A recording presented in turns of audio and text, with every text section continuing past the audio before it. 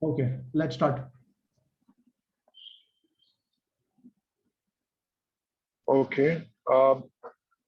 Yes, welcome all. So we are back with our talk, and today's topic, as we are You all can switch on aware, your video also. yes, today's topic, as we are all aware, is a continuation of the topic we had taken up in our last talk.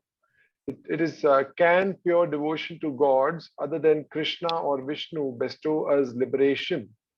Very controversial topic, and but it will be very wonderfully uh, revealed and with simple reconciliation by our host, by our guest today, Prateek Desai ji.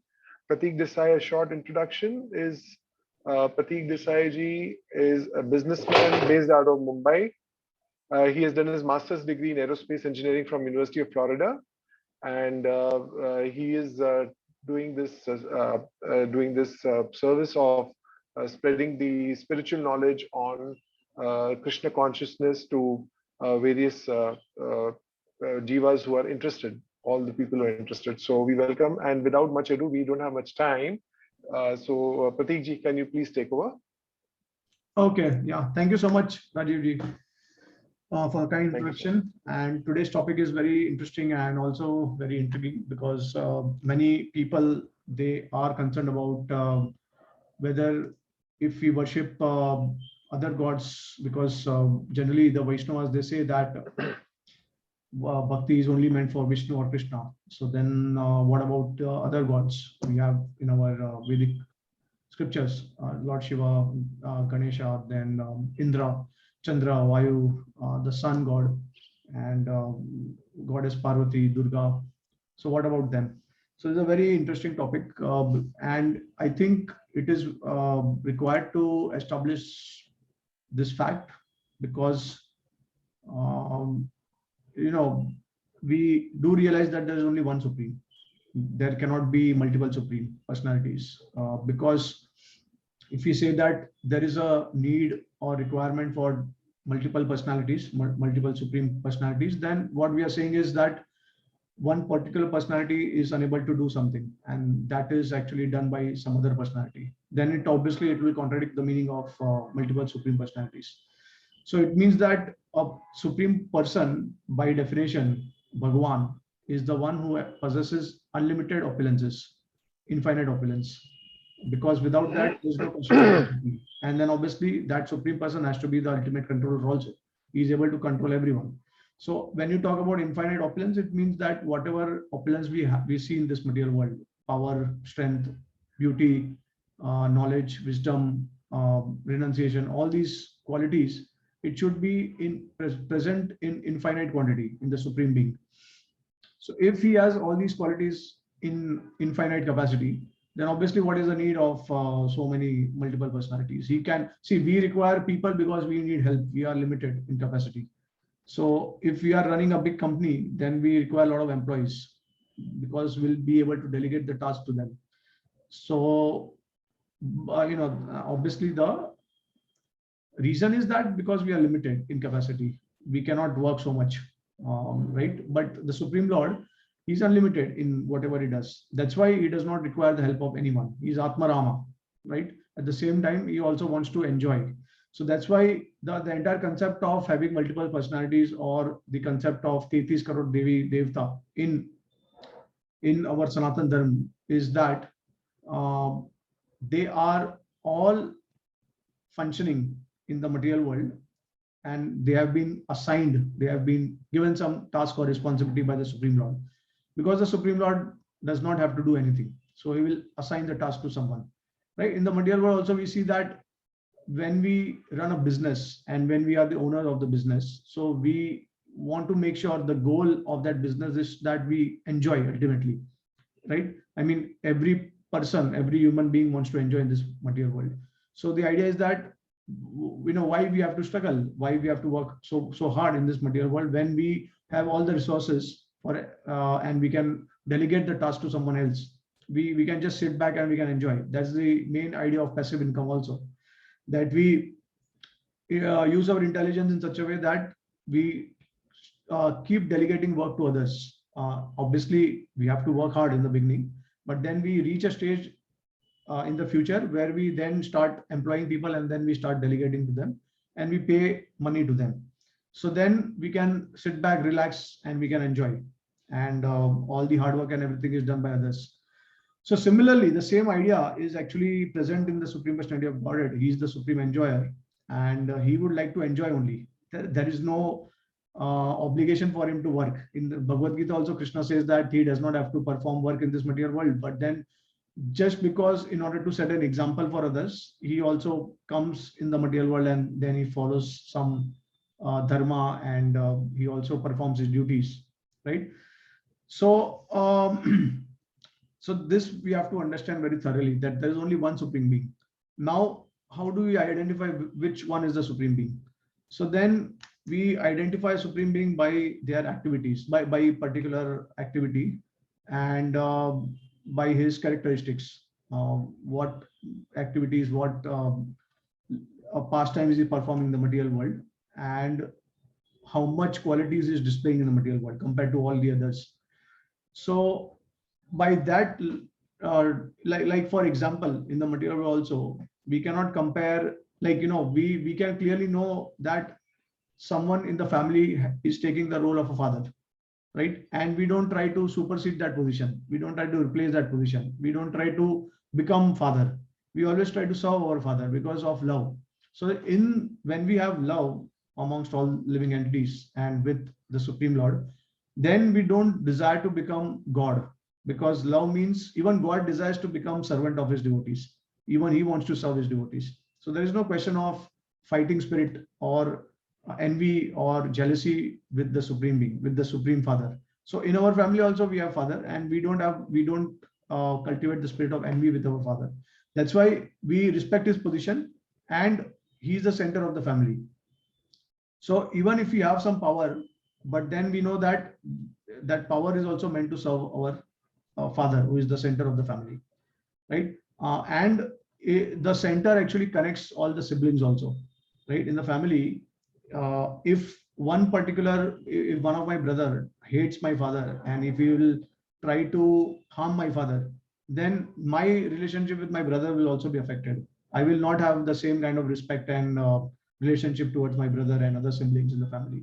It is natural, because I love my father, and then obviously when you talk about father, he is actually meant to be loved by everyone in a family, because father is someone who is selfless, and he is the cause of your birth also. So that way, everyone in the tree, where the scripture is actually describing the role and responsibility of each particular gods. But at the same time, it is identifying Krishna as the supreme God. Why? Because Krishna is displaying the maximum qualities. So what we need to understand now is there are different tattvas, and these tattvas are actually described according to the qualities they are manifesting.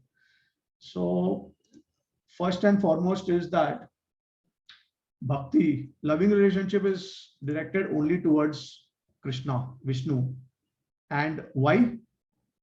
Because uh, it is only directed towards Ishwar Tattva. And we'll actually, I am not sure if we have covered this topic earlier, establishing the fact that how Krishna is the Supreme Personality of Godhead, and then all others are actually, in a family is the Supreme Father, and then all other are his servants, or are supposed to serve Krishna or Vishnu. So that maybe certain things I can share in this class also, but maybe I think we can have a separate class establishing the position of Lord Krishna as the Supreme Personality of Godhead. But let's try to understand what are the different tattvas. From this, we can clearly understand how Krishna is the supreme God, and then different tattvas will also define the characteristics of that particular God. So essentially, there is the Ishwar Tattva. Ishwar Tattva means Bhagwan, the supreme being, the infinite supreme being, who is the controller of all controllers. Okay.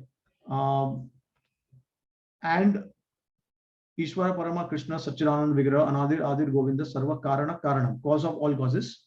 And then Advaita Achyutam Anadir Ananta Rupam.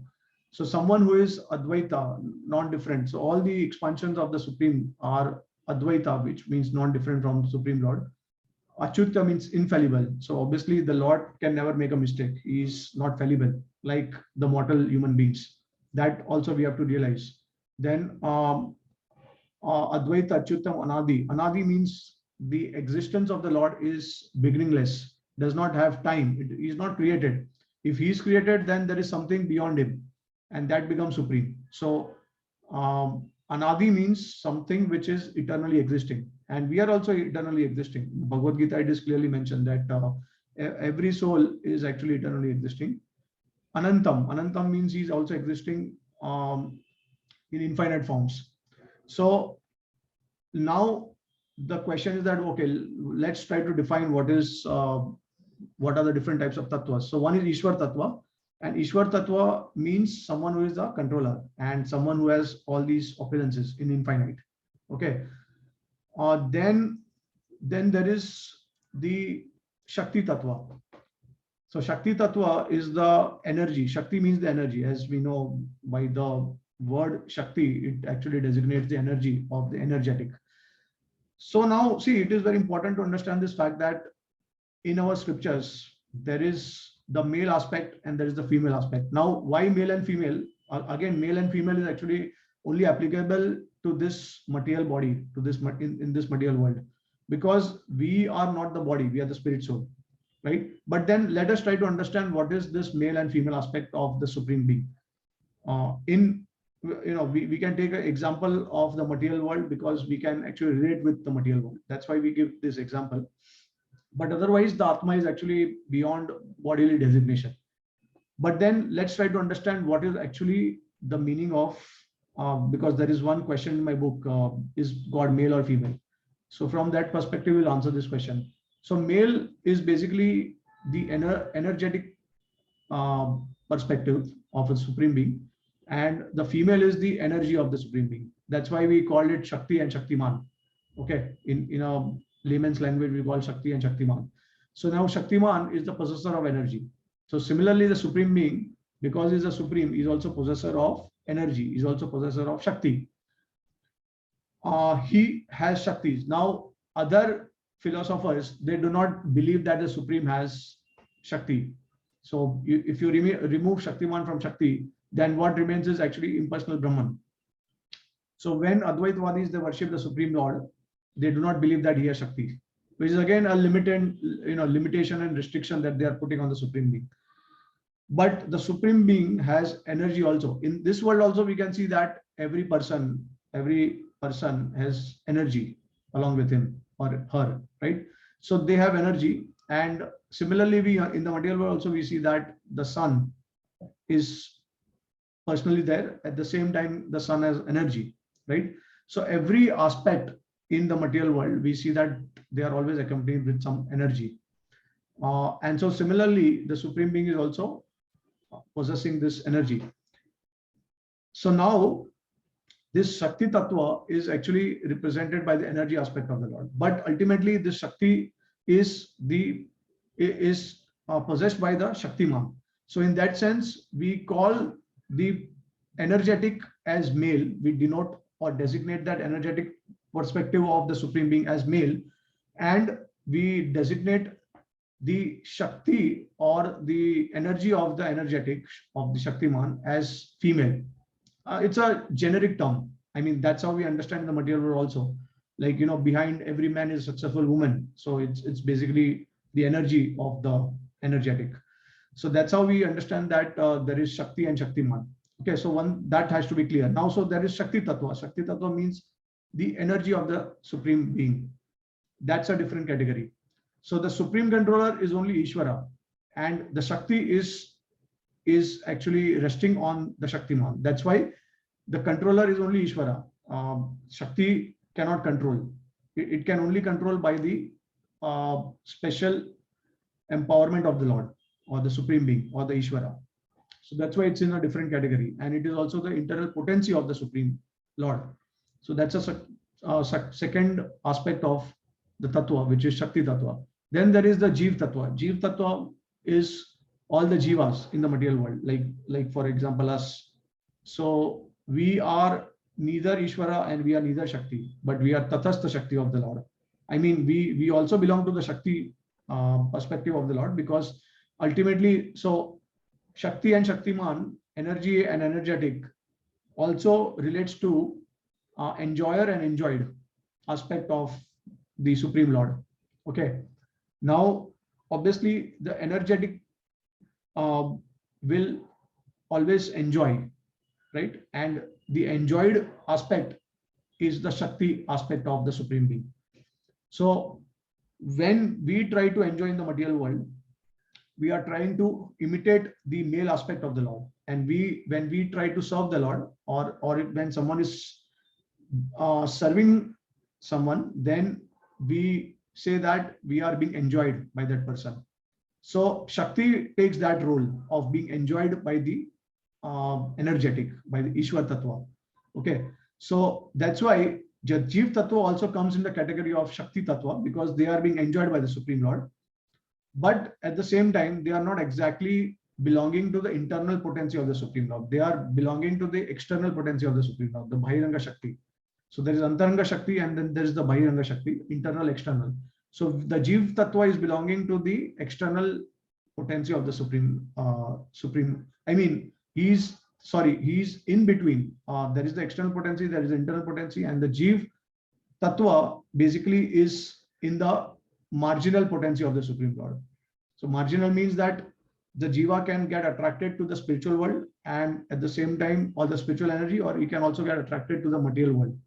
This is Bahiranga Shakti of the Lord. So jiva is the tathastha portion. For example, when you go to a beach, you have a portion of land which is sometimes covered by water and sometimes covered by land, because the waves will come and it will rest on the land for some time, and then again it will withdraw. So that portion is actually the marginal portion. Okay, so that is represented by the Jiv Tattva. So one thing what we understand clearly is that the Jiv can never become Shakti and it can never become Shaktiman. So that's why the Jiva can never take the role, and it can never become Shakti as well as Ishvara. So this we have to always understand, because the Jiva is always controlled by the Ishvara. Okay, and see, we are discussing these basic principles because now we'll understand which particular gods come in the category of Jiva, which gods come in the category of Shakti, and which god come in the category of Ishvara. Okay, so that's why these basic principles are very important to understand. Okay, so we have defined Ishwar Tattva, we have defined Shakti Tattva, we have defined Jiv Tattva, and now we also defined Jad Tattva. So Jad Tattva is actually the dull matter which does not have consciousness. Now Jiva, Shakti, and Ishwar, they all have consciousness. Okay, but the Jad Tattva, it is dull. It does not have any consciousness. For example, the material world, the matter that we see around. So that is the manifestation of the external potency of the Supreme Lord. So this is Jad Tattva. And now there is a special category which comes in between Jiv Tattva and Ishwar Tattva. And that category is called Shiv Tattva.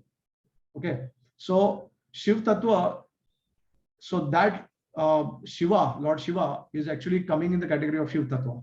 And we'll also see there are different forms of Lord Shiva in the spiritual world, in the material world, and other places. But this special category, which is Shiv Tattva, is neither a Jiv Tattva nor a Vishnu Tattva or Ishwar Tattva. Okay. We'll discuss about that in more detail, but I would like to share the quality. Now, how do we distinguish between all these tattvas? What is the evidence for that? So that evidence is defined by the qualities that all these tattvas are displaying and how many qualities they can display. Okay. So now I will share.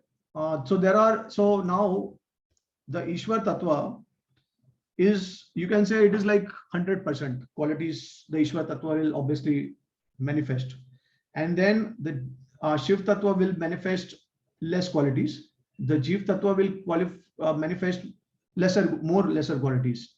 Okay, now what are how many qualities? Now Ishwar Tattva has got unlimited qualities, but 64 are the principal ones and the main ones. So now I will share in the screen what are these 50 qualities, and then So these qualities are displayed by Jeev Tattva to some extent. It cannot be displayed to an infinite extent, to an infinite quantity. It can only be displayed by the Jiva to some extent, to some quantity. Okay, and he can only display these 50 qualities. Beyond these 50 qualities, 5 extra qualities are displayed by Lord Shiva also. That's why Shiv Tattva. Okay, so 50, 55, Lord Shiva. And then beyond these 55 qualities, there are additional 5 qualities which only Lord Vishnu can display, or he possesses. So these are 55 qualities displayed by Lord Vishnu. I mean, sorry, 60 qualities. Okay. And beyond that, Lord Krishna displays 4 qualities more. So Krishna possesses all these other qualities also, but he he also possesses these 4 qualities that we'll see now. Okay, I would like to share the screen.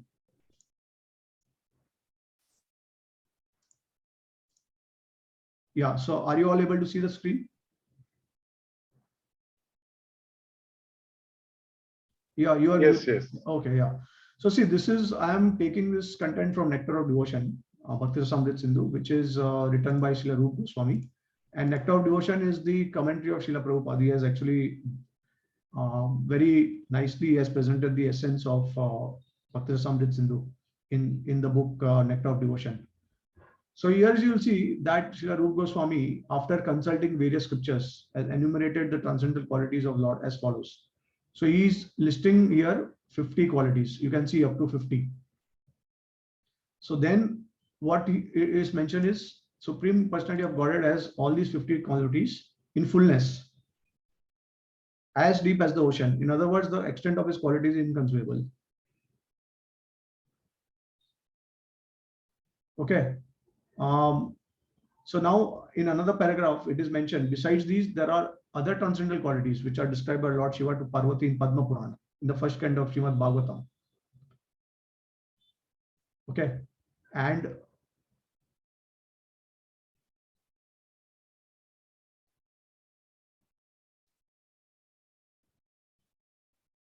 okay, so here you'll see, besides all of the above mentioned 50 qualities, Krishna possesses 5 more, and which are sometimes partially manifested in the persons of Brahma or Lord Shiva.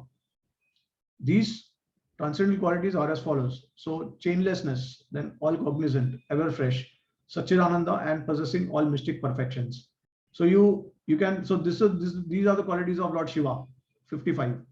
And then Krishna also possesses 5 other qualities which are manifest in the body of Narayan. So Narayan also possesses 55 qualities, but then there are additional 5 qualities which is also displayed by Lord Narayan. And these are inconceivable potency, uncountable universes generate from his body. The original source of all incarnation. He is the giver of salvation to the enemies whom he kills. He is the attractor of liberated souls. So 60 qualities are displayed by Lord Narayan. And all these qualities are manifest wonderfully, most astonishingly in the body of Krishna, also in the feature of Krishna. And then finally, besides these transcendental qualities, 60 qualities, Krishna has 4 more. And so it is given 61. He is the performer of wonderful pastimes, Leela Madhurya. Then he is surrounded by devotees endowed with wonderful love of Godhead. Prem Madhurya. He can attract all living entities by playing on his flute.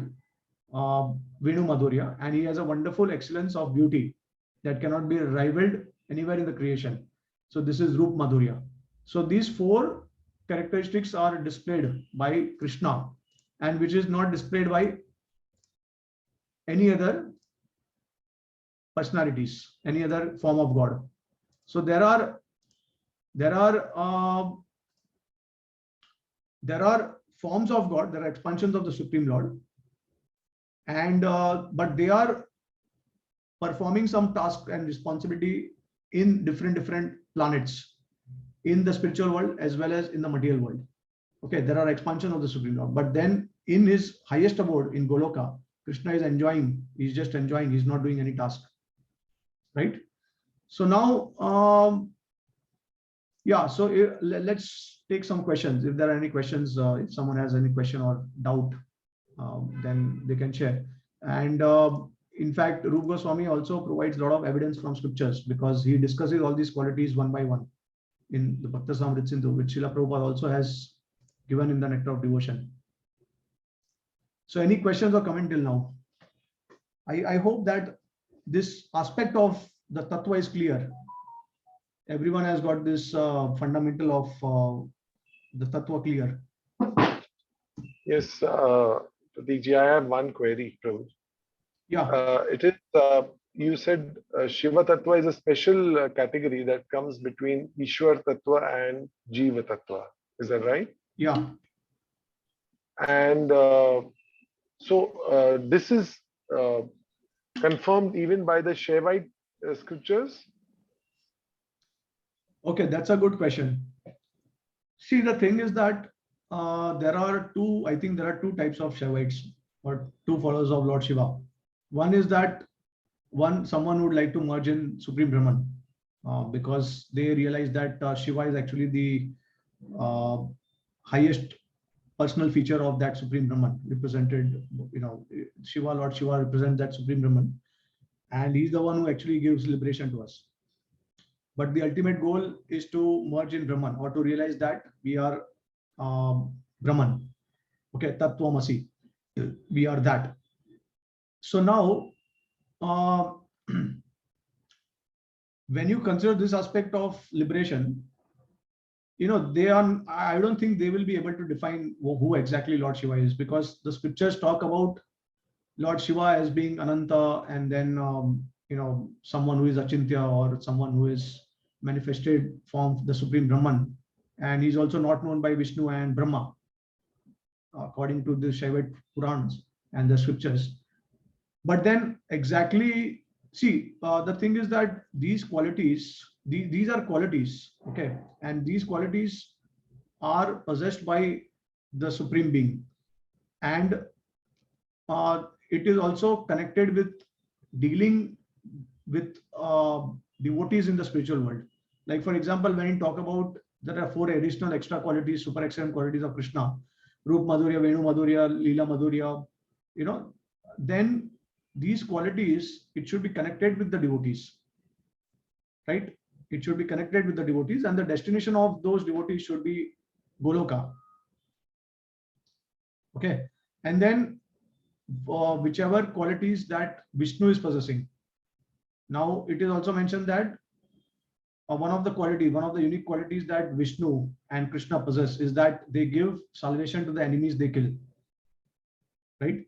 So it's also connected to the destination, where we want to go, because otherwise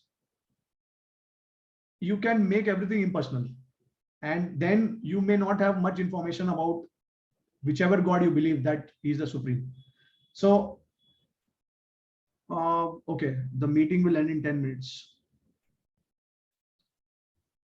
Okay, I just got a notification, it will end in 10 minutes, so we can again join back. Okay, so now what I'm saying is that when you have a destination which will take you to spiritual planets in the spiritual world, then you'll have a lot of information about the personal aspects of the Supreme Lord, the qualities that he's demonstrating. But when you don't have information about the qualities of the Supreme Lord, because you think that the destination that you would like to achieve is impersonal, then obviously it does not matter whether how much qualities you define about that so-called Supreme Lord, because ultimately the destination is going to be impersonal, or you are going to realize that you are Brahman, and Shiva is also Brahman, Vishnu is also Brahman, everyone is Brahman. So how does it matter to you, right? Who is displaying more, what characteristics and how many qualities? It does not matter to you. And then what will happen is that you will consider everyone equal also. You will not discriminate and you will not differentiate also. So now Vaishnava Acharyas specifically, they have gone through all the scriptures, and they have holistically made this conclusion that there are certain qualities which are unique only in Vishnu and Krishna, which Lord Shiva is also not possessing.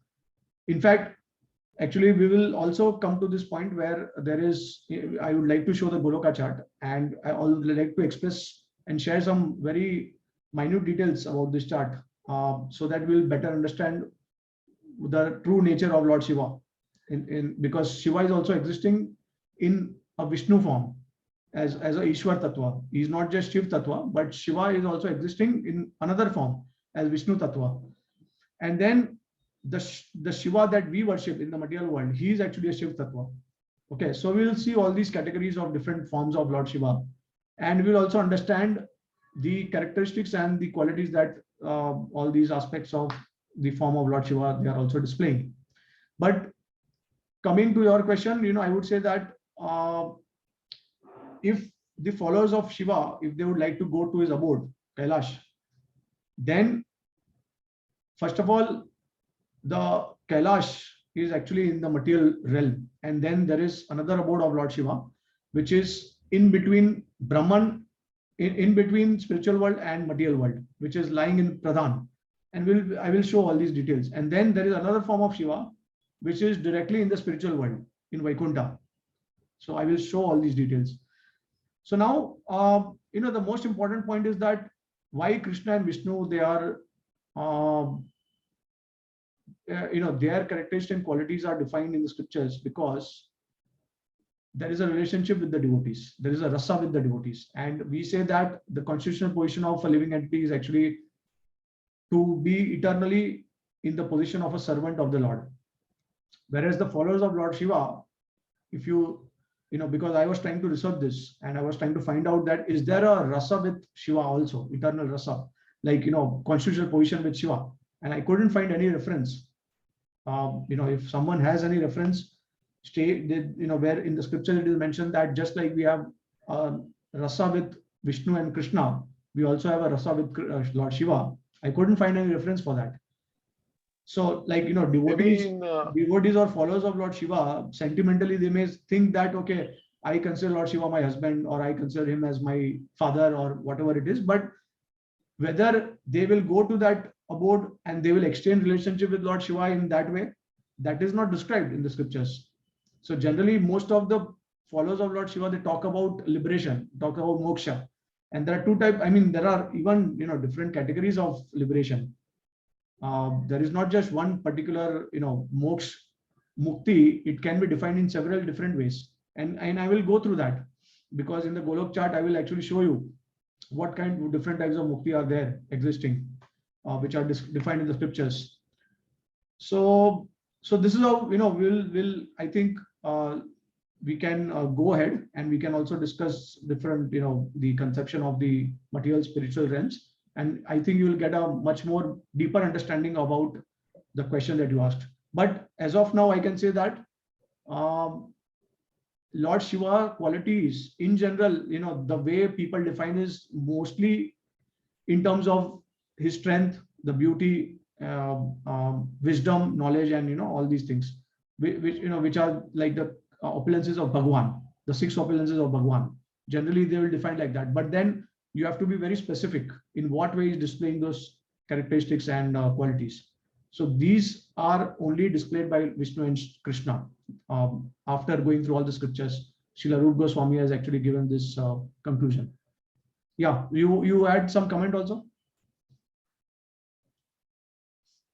Yes, you were saying that there you didn't find any reference with respect to devotees of Lord Shiva getting liberated and then having an eternal pastime with Lord Shiva. Rasa, yeah, rasa. Rasa. Like, the way we have Dasyaras, Shantaras, Dasyaras, Sakhyaras, Vatsalyaras, and Madhuryaras, which is very clearly defined in our scriptures for Vishnu and Krishna. But that aspect is not seen in other, like, especially in relation with Lord Shiva. So that's why I'm not sure about that. And even if there is a relationship with Lord Shiva, even if it is defined somewhere, but then it is not displayed to the extent the way Krishna is displaying, the way Vishnu is displaying those pastimes, right? Okay. Okay. All right. Yeah. So this is, is it possible if you can show the entire chart, like all the 3 worlds together? Okay. Let me do that. Actually, I have the option, because I don't think you may have the entire chart picture. So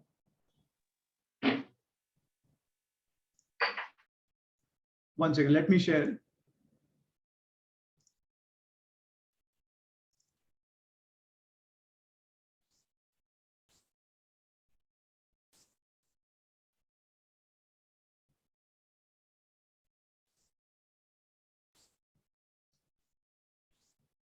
Yeah, can you all see?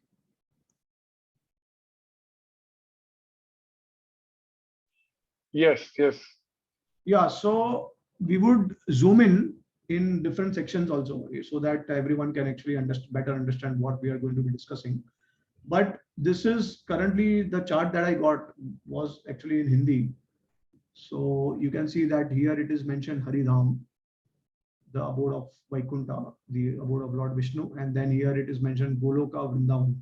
So Golok Vrindavan is the abode of Lord Krishna, which is also above the abode of Lord Vishnu. This is the abode of Krishna, this picture. And then below you'll see my Devi Dham. So and then this is the Devi Dham, means the universe in which we are living currently, and this is in the form of a bubble. And then I will explain to you in detail about certain things about Devi Dham also. And then you'll see in between Devi Dham and Haridham, Vaikunta and material world, there is the abode of Mahesh Dham. So we'll zoom into that and we'll also share certain important things about that. So here you will see Lord Shiva, and here you will see Mahavishnu. Here this is Viraj. All right, so this is a a holistic view of the Goloka chart. So now let's zoom in to Vaikunta. Okay, so I request Rajiv Prabhu if you can share. Rajiv ji, you can share the.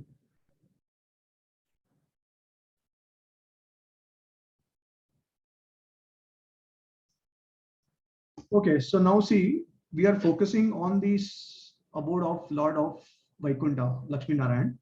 This is Lakshmi Narayan residing in the middle portion, in the wall of.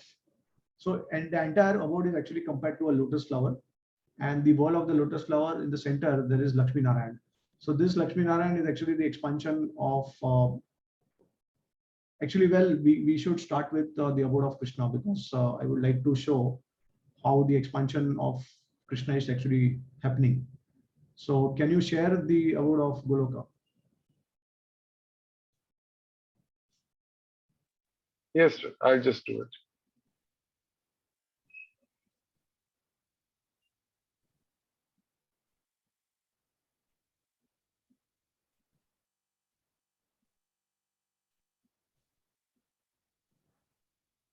So it is described in the scriptures that Krishna is that supreme personality of Godhead, and then the first expansion of Krishna is Lord Balram, and then from Balram, now these are all Vishnu Tattvas, Ishwar Tattvas. So Krishna, and then first expansion is Lord Balram, and then Lord Balram then expands himself into first Chaturvya, Adi Chaturvya, which is Vasudev, Sankarshan, Pradyum, Aniruddha. And these again are all Vishnu Tattvas. They are all Vishnus, which means that they are Ishwaras. So you'll see, yeah, can you zoom out a bit? Because I would like to show them. So this is Radha and Krishna in Goloka, and then they are surrounded by their associates. And then you'll see there are in the four different directions the expansions of Balram. The first Chaturvya, which is Vasudev, is here on the right side. And then Pradyumna. So Vasudev, Sankarshan, Pradyumna, Aniruddha. Can you zoom out? Yeah. So see Vasudev, and then below you'll see Sankarshan. Then on the left you'll see the abode of Pradyumna, and then on the top you'll see Aniruddha.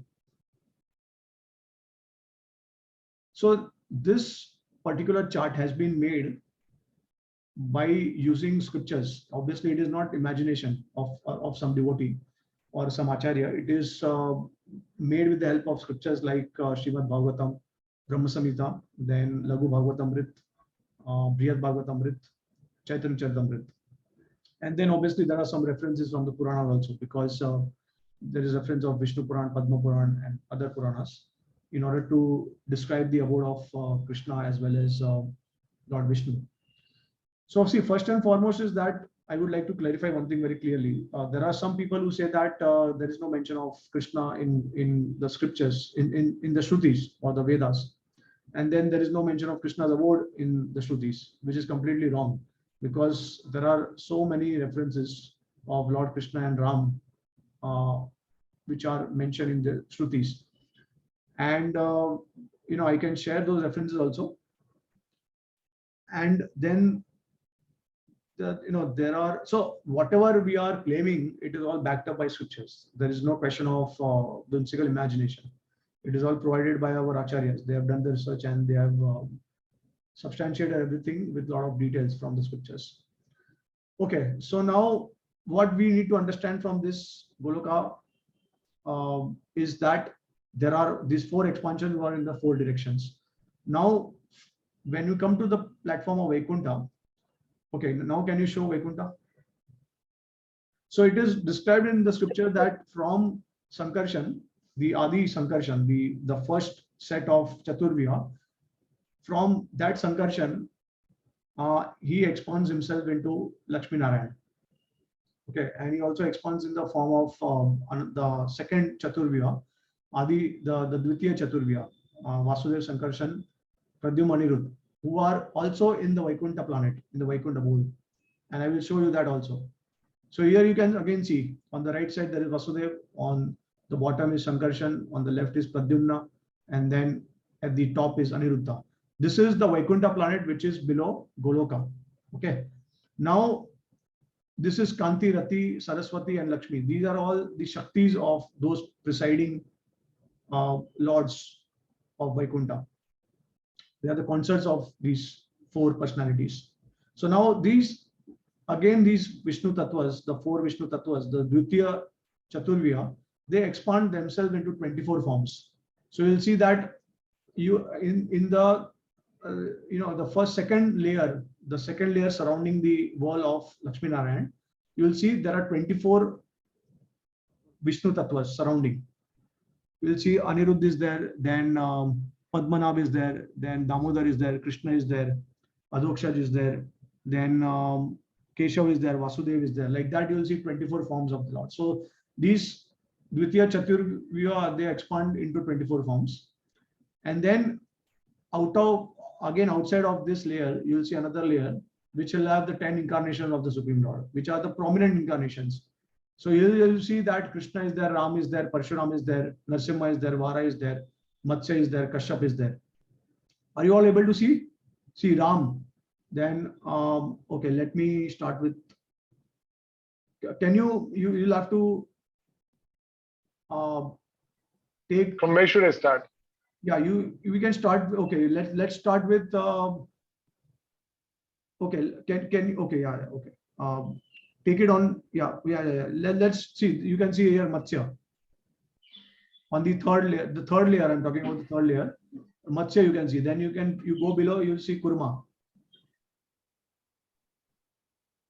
See, you see Kurma.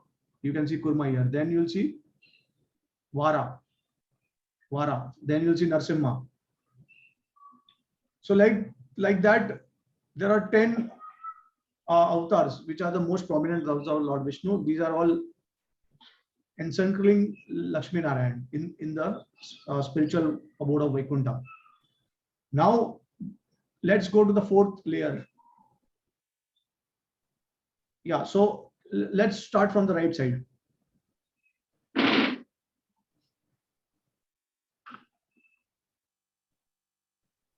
Yeah, so now, yeah, so see, you will see Satya.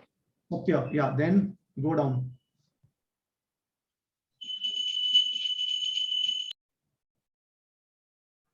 Achyuta.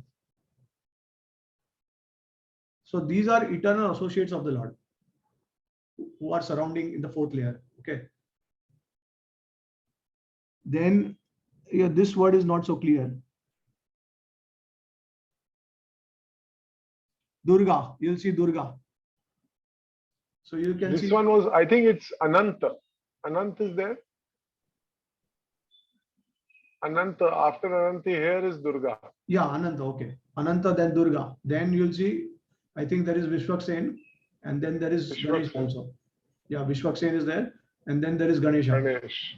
Yeah, so now see, it's very interesting. So these are not the personalities which are there in the material world that we worship. These are actually eternal associates of the Supreme Lord in Vaikuntha Loka. So they are encircling Lord Lakshmi Narayan. And these are actually Jeev Tattvas. So they are not, and obviously they will have some Shakti of the Lord also, because once we go to the spiritual world, then we are endowed with the Ladini and Samvit potency of the Lord, which is actually the Chit Shakti of the Lord. So in that case, the Shakti of the Lord is also present in the Jiva, but we don't become Shakti Tattvas. Okay, we always remain Jeev Tattva, but we are endowed with the spiritual potency of the Lord. That's how we always remain in the spiritual world. So now these personalities, they are not the same in the material world. In fact, the Ganesha, the Durga, Vishwaksena, they are all expansions of these personalities that we worship in the material world. Okay, so that's why the forms that all these personalities they have in the material world, it is similar to these forms, because the Lord, he wants to remember his devotees and he wants to glorify his devotees. So in the material world, whoever will take the role of Indra, Chandra, Vayu, or whichever Jeev Tattva, they will, because all these are designations, they are post. Okay, and they take the form of the expansions of these personalities. We'll also see how these forms expands. They expand in the form of Adidev before the material creation, and then the Adidevs expand themselves in the form of all these personalities within the material world. We'll see that also. So let's go to another layer now, the outer layer.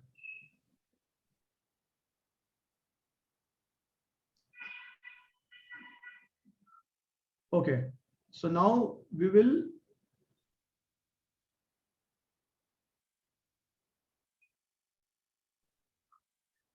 so this is okay. Now see, the outer layer is now surrounded by the four Vedas: Yajurved, Samved, Atharved, Rigved, and it is also surrounded by the sacrifice, the respective dharmas of the particular yuga.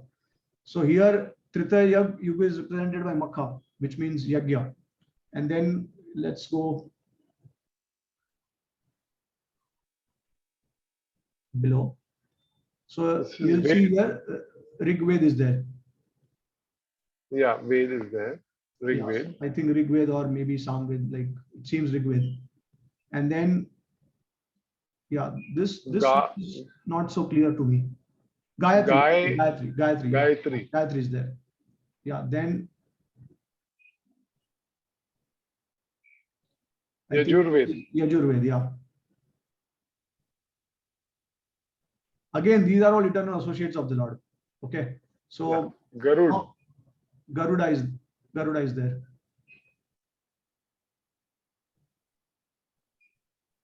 Samved, yeah. And then Atharved will be the last one. I'm not able to read. It's not so clear. Yeah, so anyways, so this is the other outer layer. And then beyond this layer, then there are the weapons of the Lord. Now all these weapons, they are actually, there are personalities who are, they are the personification of these weapons are ultimately personalities. Okay, because everything in the spiritual world is conscious. So there are personalities who are having forms in the spiritual world, but here they have shown only the symbols, because that's how we'll be able to identify that what are the weapons of the Supreme Lord, because we say that. So this is Dharma. Yeah, right? This is Dharma. Okay, yeah, Dharma. Okay, so we say that Vasudeva, Sankarshan, and Pradyum, Aniruddha, they expand. Like for example, in the abode of Lord Rama, which is actually between Vaikuntha and Goloka, which we have not seen, but in the scripture it is mentioned they are the Ram, Bharat, Shatrughna, and Lakshman. They are actually the incarnation of Vasudeva, Sankarshan, Pradyumna, Aniruddha. And in some other scripture, it is also said that they are actually the incarnation of Shankh, Chakra, Gada, Padma. Okay, so now we'll see the weapons of the Supreme Lord. So let's take it from the right side.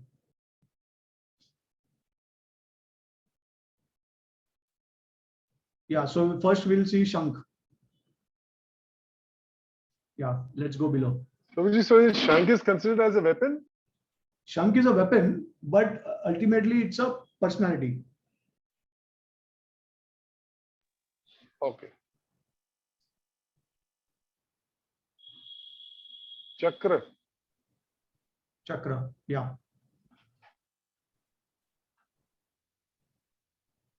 Gada. Gada. Padma. Padma. Yeah, then. So this is the sword. Sword means in Hindi what we call? It is Khaga. Okay, maybe Khaga. Yeah, probably. Khaga. Okay. Then next is Dhanushya. yeah. Can you show that? Yeah, Dhanusha. Okay. And then at the end, I think it is Musal. Hal. Hal. Okay, okay. Then Musal is there at the end. I think one more is remaining. Musal. At the end, yeah. So these are the weapons, and these are as you know, Shankha, Chakra, Gada, Padma. What is the meaning of Musal? Musal means like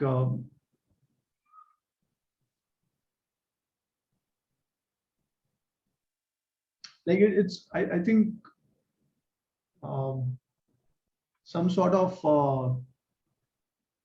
like I'm not able to recollect the English word for it, but you'll probably get it. You can type it in Google, Hindi to English Yeah, translation. it says an offensive weapon made of cylindrical hard wooden rod Yeah. that can be used to hit enemy. Yeah, but what is the name for that? I forgot it. It's a wooden pestle. Wooden pestle. Okay, wooden pestle. Okay, yeah. It's mostly seen in the hands of Balaram. Yeah, Balram and Hal is also there. Hal is used by Lord Balram.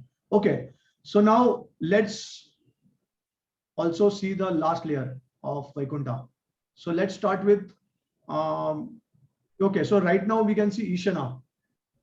Okay, so these are the Dikpals. So these are the eternal associates of the Lord who are surrounding Vaikuntha and they are protecting Vaikuntha. So first one is Ishana. Now let's go down. Down? Yeah, we already saw Ishana. Now we'll see on the right side. Right side. Right.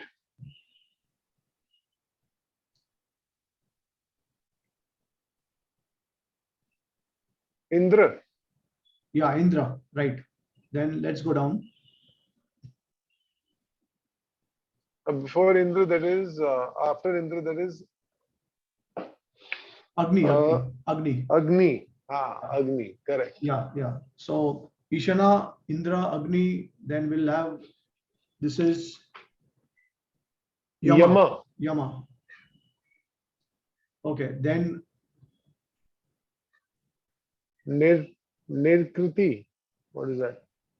Yeah. Can you shift it? Yeah. Nirkriti. Yeah, Nishkriti, I think probably. Nishkriti. Nishkriti, not clear. Then Varuna. Yeah. After Varuna comes Vayu. After Vayu comes Kuber. Yeah, it's done. Yeah, done. So after now, Kuber comes Ishan. Ishan we have already discussed. So okay. Now, okay, so this Ishana, see this Ishana is actually a Vishnu form. It's a Vishnu Tattva. And that is also called as Sadashiv.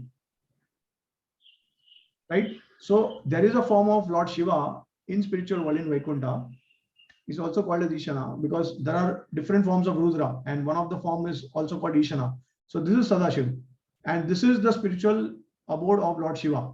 So just remember that. We'll come to that later now. So he's one of the Dikpals, and he's protecting the entire dham.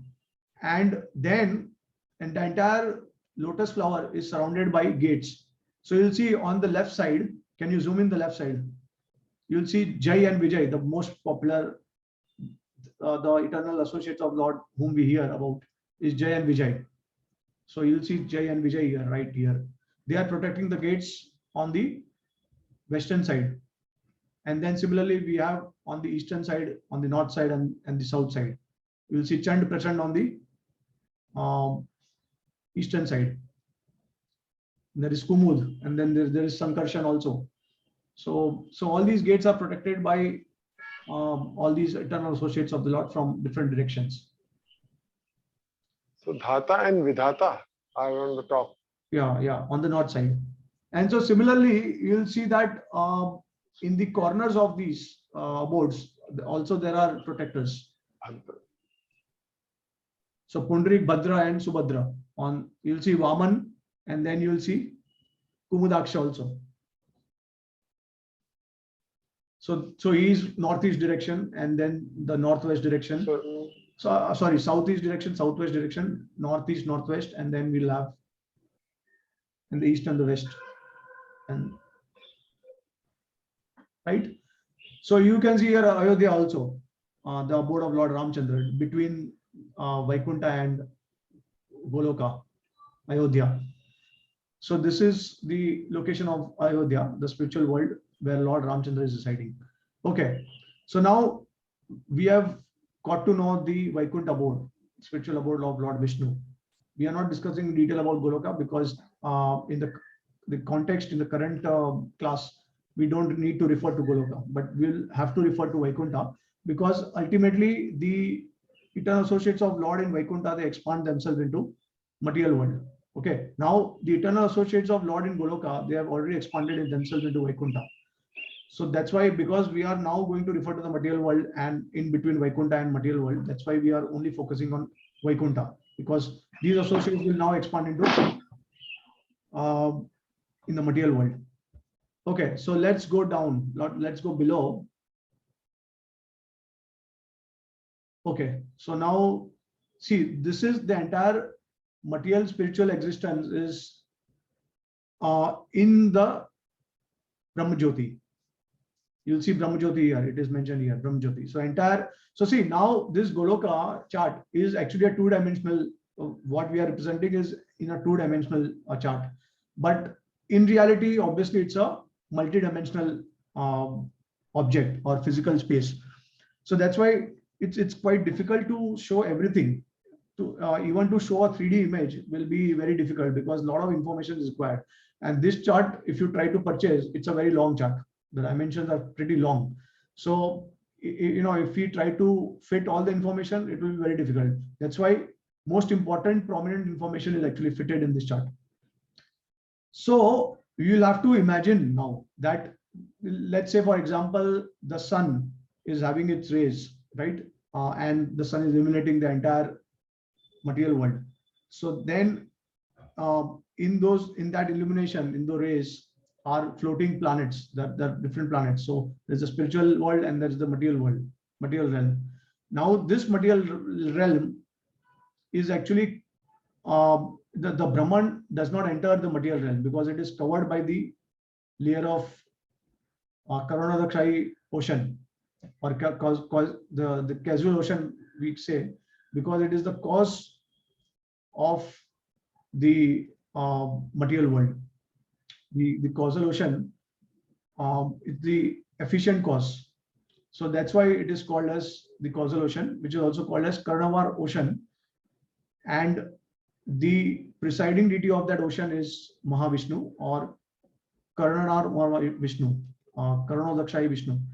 So here you will see, now see, this Brahman is this Brahman effulgence. It is actually the effulgence, the bodily effulgence of the Supreme Lord. It is illuminating the entire spiritual world. But then when material universes are there, so it has to be obstructed. The effulgence cannot enter the material universe. That's why this Viraj layer, the layer of this entire causal water is covering, is obstructing that Brahman effulgence. Okay, so now can you see here? See, there is Sadashiv Loka mentioned here, right at the top. In the portion that we are currently seeing, at the top it is mentioned Sadashiv Loka, and it is illuminated with Brahman. And below it is mentioned Mahakal Dham, right? So now see, this actually the entire depiction of the material world, or this aspect of Sadashiv Loka Mahakal Dham, is not below. It is not below in the southern direction. It is actually in the northeast direction, where Ishana or Sadashiv Loka is there. So let's go to Ishana in the northeast direction of Vaikunta. Okay.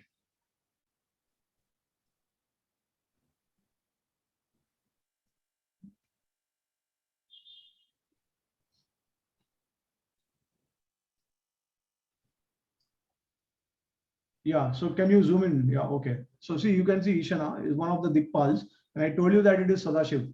It is Vishnu form. So actually, the material world is in this direction, is created in northeast direction. But for our easy purpose, we are depicting it below because there is no space in the northeast direction. Obviously, you can imagine if we had drawn the entire material world in that direction, then the chart would have been lengthier, much more lengthier, right? And we'll have to make a big horizontal and vertical dimension chart.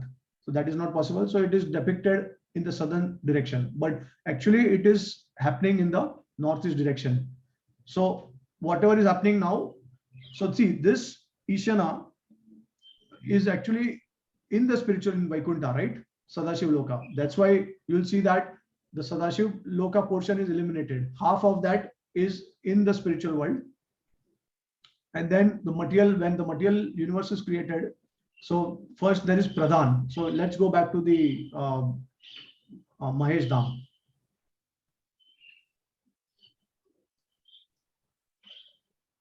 Yeah. So you'll see that Sadashiv Loka is here, half of it is illuminated. And because Mahakal Dham is dark, because it is actually in Pradhan. And what is Pradhan? Pradhan is actually the non-manifested state of material existence.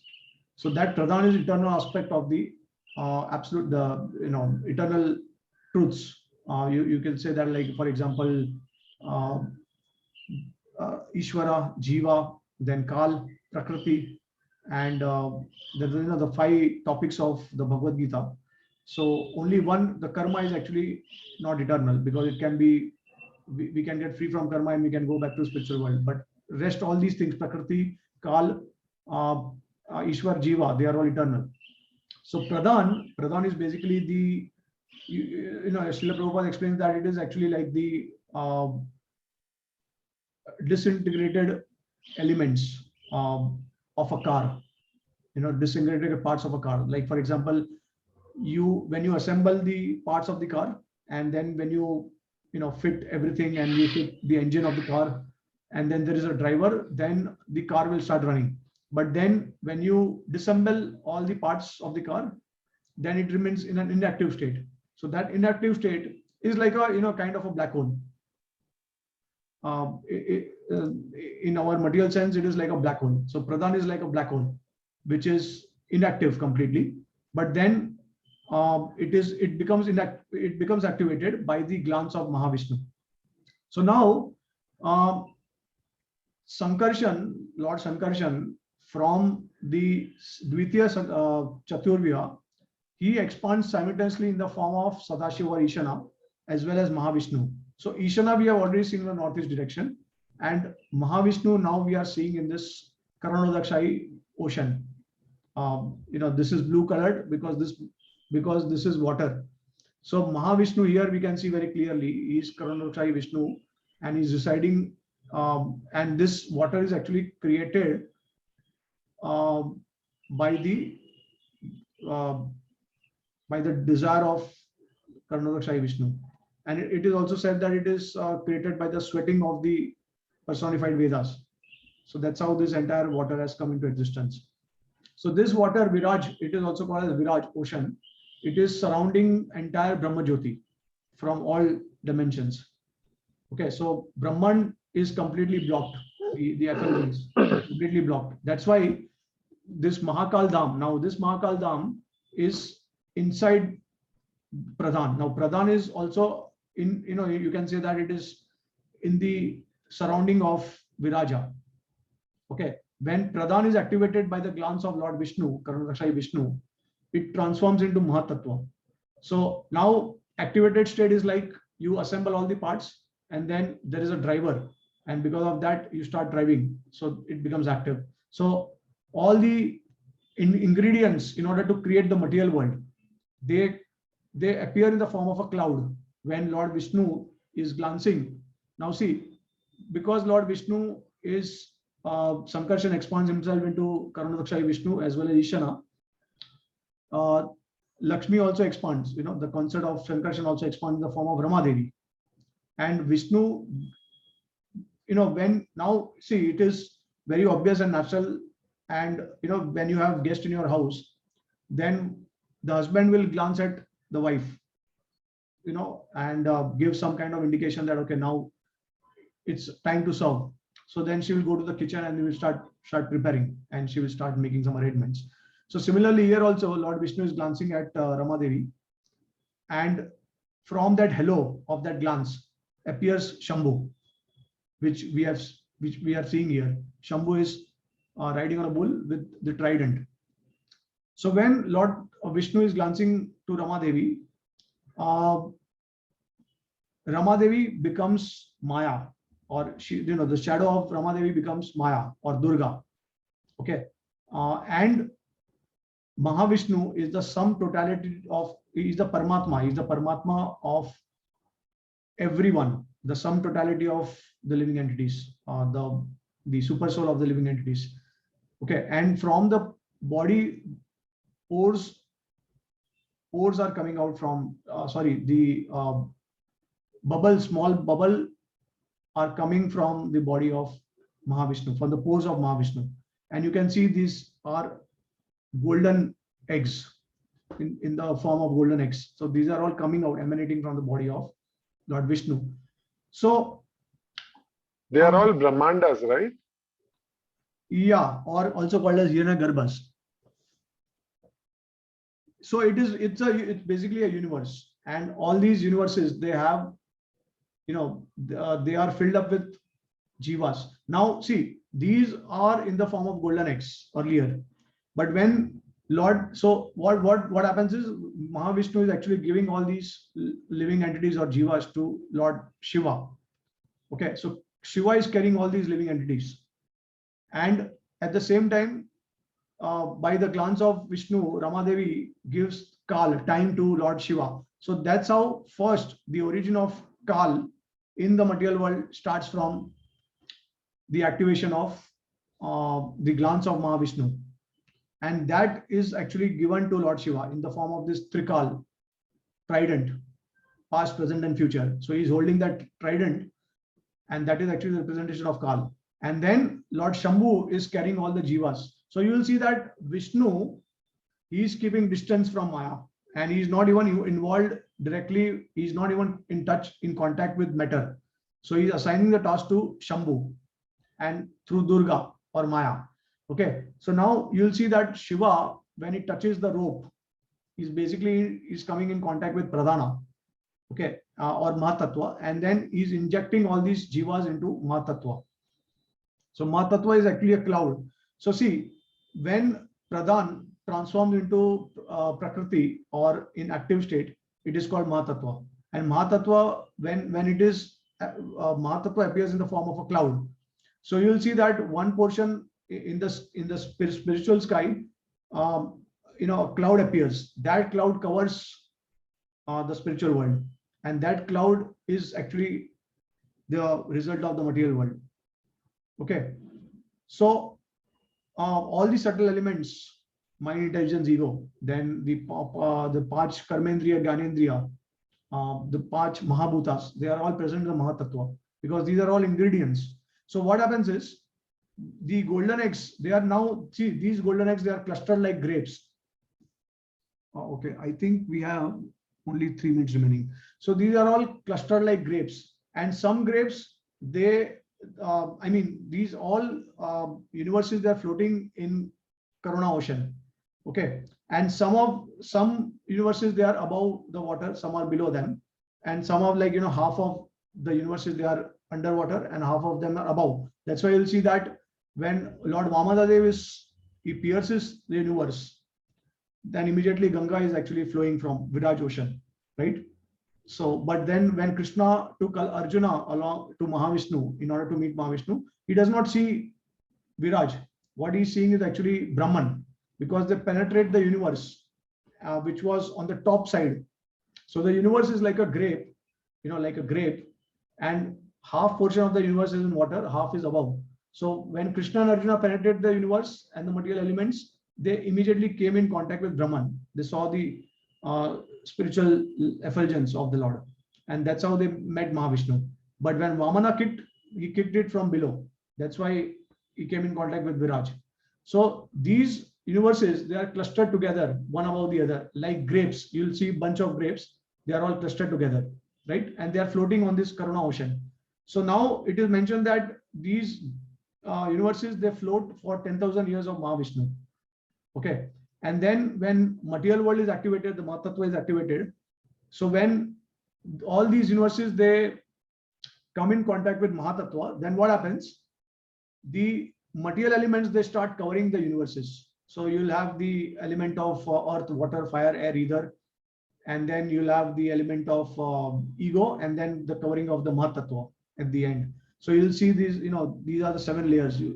The brown one, the violet one, the yellow one, the blue one, the gray one, the dark, the black one, and the more dark black one. These are the 7 elements. Sometimes they also show 8 elements, because pradhana is actually a subtle form. So that's why it is not shown, but it can be represented by 8 elements or 7 elements also. Okay, I think we'll have to log out now, because we'll have only 1 minute. So let's join back. Okay, all right. So yeah, so this is the position of Lord Shiva, Lord Shambhu. Now see, so can you take us to Mahakal Dham, Mahesh Dham? So Mahatattva, you can see it's the form of cloud. This cloud appears in one corner of the universe, in one corner of the spiritual world, and then there is the creation of this material world. So this golden egg is covered by the elements of water, fire, air, ether, and ego and Mahatattva. And those elements are provided by Mahatattva, because Mahatattva actually provides the ingredients for supplying to the creation of the material world. Okay, so now can you shift to Shambhu?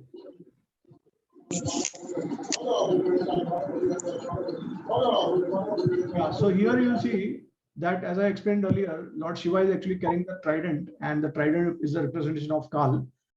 There's also the manifestation of Shivlinga. It is not shown here, but when Lord Shiva impregnates Durga with the Jivas, then there is also the formation of Shivlinga, which is not shown here, but yeah. So now you'll see that Mahakal Dham, this Mahakal Dham is actually dark, and it is lying in Pradhan, the state of Pradhan. It is not exactly in the spiritual world, and it is also above the material world. So it's in between. And that's why Lord Shiva, he's not a Jeev Tattva, and he's also not the Ishwar Tattva. So this is Shambhu. Now, according to Brahma Samhita, the identification of Shambhu is given that he is actually like, when we churn milk, then milk is transformed into yogurt. So from milk we can get yogurt, but from yogurt we cannot get milk. So this is the position of Lord Shiva, and he's like a Shiv Tattva, this Shambhu. But this Mahakal Dham, above that is Sadashiv Loka, and that is the abode of Lord Sadashiv. That is Vaikunta. That is, and Ishana, or Lord Sadashiv, is a Vishnu form. So Vishnu form means he is the possessor of, or he can display these 60 qualities, and Shiv Tattva can display only 55 qualities. So we can clearly see what is the position of Shambhu, what is the position of Sadashiv, and then what is the position of Lord Vaikunta, Lakshmi Narayan, and then what is the position of Krishna in Goloka. So he's at the top of the chart, right? So I think this much is clear, and I think we'll require another session in order to talk about this in more detail, because I would like to show some other things also from the chart, as well as discuss some relevant things, and then we'll be able to understand what is liberation, what are the different types of moksha, liberation, whether any other particular god can give liberation or not, and whether pure devotion to that particular god can actually grant us liberation. So all these things, when we the siddhant and the foundation, when we understand, then it will be easier for us to actually logically understand why Vaishnavas are saying that that pure devotion is only applicable to Vishnu Tattva. Okay, so that we'll understand in detail in the next class, because I think it's already quite late now. All right, so let's take one or two questions. If someone has any question or comments, one or two of them.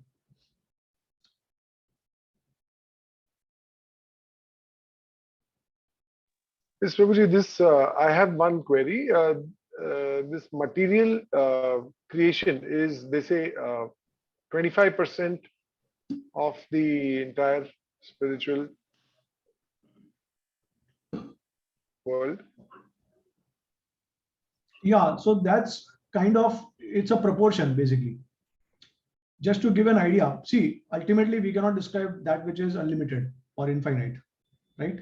So it is just to give an idea that this material world is like 1/4 of the original creation, which means 3/4 is actually occupied by the spiritual world. So 1/4 is like, it's just a proportion. We can just estimate the percentage. So when we understand that material world itself is actually seems to be infinite to us, then what to speak of the 3/4 portion of that, spiritual world. So how much that will be, it's beyond imagination, simply inconceivable. Correct. So that way, so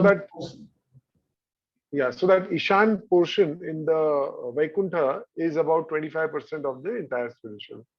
Yeah, I mean, like we said to give some kind of proportion, but exactly, I mean, it's quite that's why I say that it is inconceivable. You cannot really, I mean, if you say that there is something which is infinite, and then 25% of that infinite, how will you define it? You cannot define it, right? So just to give some kind of proportion. Correct. Okay. Any other question? Anirudh, do you have any question or any comment? Yeah, there is also some proportion related to the number of jivas in the spiritual world and material world. I forgot that. But there is also some proportion, right? There are some proportionate jivas in the material world and some in the spiritual world, and that proportion always remains the same, right? Or it changes? So, as again, I think it's applicable to the creation as well as to the jivas also, because again, jivas are also infinite in number. They are also endless, and they are eternal. So it is not that some jivas are appearing and some are manifested at some point of time. They are all eternal. So that eternal quantity. So if you ask what is that quantity, how many number of jivas are there, and that the answer is that they are all infinite. So again, we cannot actually really define what is infinite. We cannot say only this much percentage is there. Like it's just a proportion. So obviously, when you have 3/4 of the creation in the spiritual world, then obviously more living entities will be in the spiritual world than the material world. So yeah, I mean, in terms of proportion, also the same thing.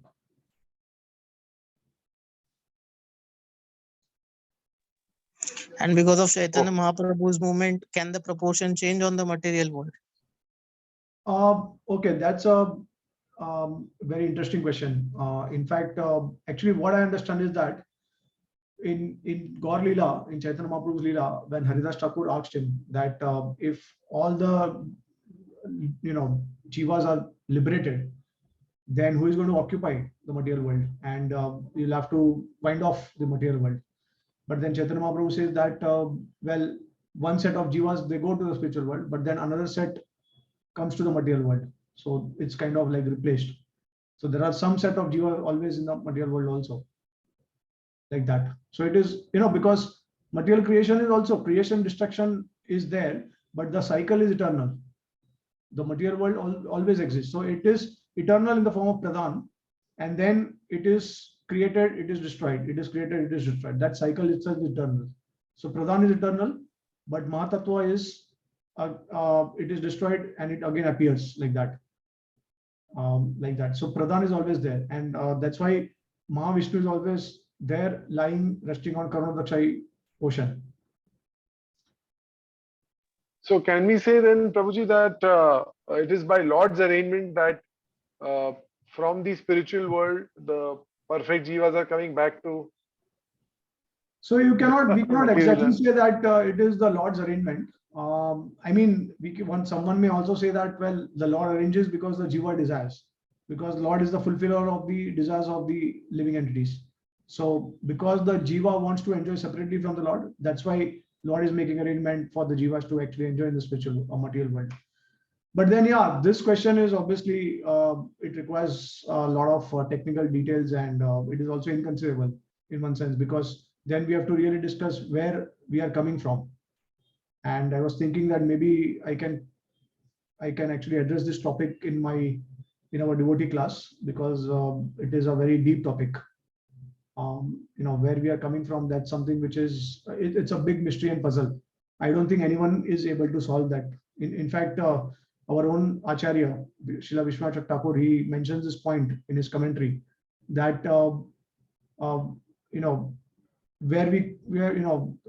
why karma is anadi and in what form we appeared, that is inconceivable.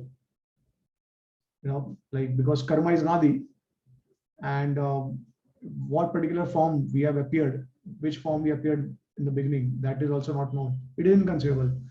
So these things are inconceivable.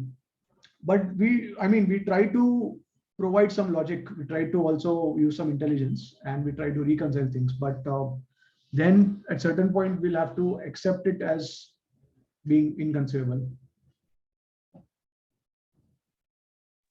Yes, correct, Prabhuji.